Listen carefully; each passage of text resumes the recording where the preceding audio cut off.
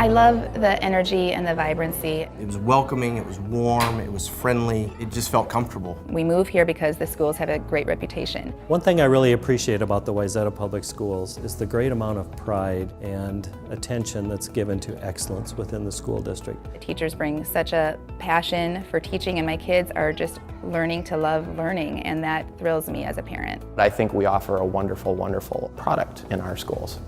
Wayzata Public Schools' reputation for academic excellence is no secret.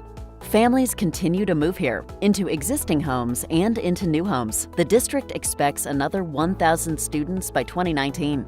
New housing developments are going up 2 to 3 times more rapidly than developers had projected in the north, and homes are turning over to young families in the south. I've really seen unprecedented enrollment growth in our district. So demand for our schools has never been higher, and we're really honored that families choose to live in our district. And so now, we have an obligation to make sure that we provide everything that our students and teachers need in the classroom and that our community expects. There were 25 people on the Growth Task Force Committee, and we were there to listen and learn and absorb a lot of information. We were unanimous in our decision that yes, a new elementary school is imperative for the future of the district. Since 2009, state education funding increased an average of just over 1% per year, while costs increased by 3%. Forcing Wayzata Public Schools to cut more than $16 million from its operating budget during that same period.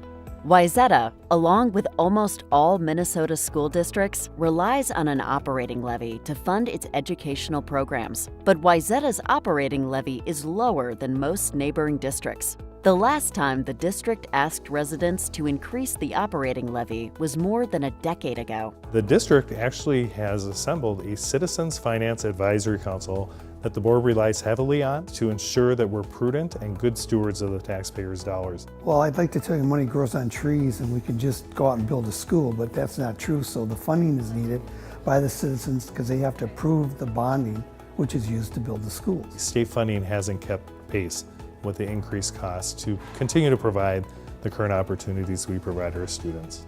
On November 7th, Wayzata School District residents will be asked to vote on 3 school funding requests designed to maintain academic excellence as the district grows. Question 1 would renew and increase the operating levy to maintain class sizes, provide students with needed support services, manage growing enrollment, and stabilize the district budget. Question 2 would address the district's growth and facilities needs.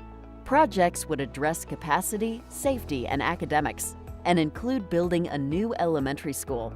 Question 3 would renew an existing technology levy to help maintain technology for students and staff to provide a personalized education and access to real-time educational resources. If all 3 requests are approved by voters, the tax impact on an average homeowner would be less than $15 per month. I'm fortunate to have been the superintendent for Wayzata Public Schools since 2008. This is a great community with great schools and great kids. Our staff are invested in our mission, and they work hard every day to bring forth excellence for each and every student. Thank you for taking the time to learn about our referendum, and remember to vote on November 7th.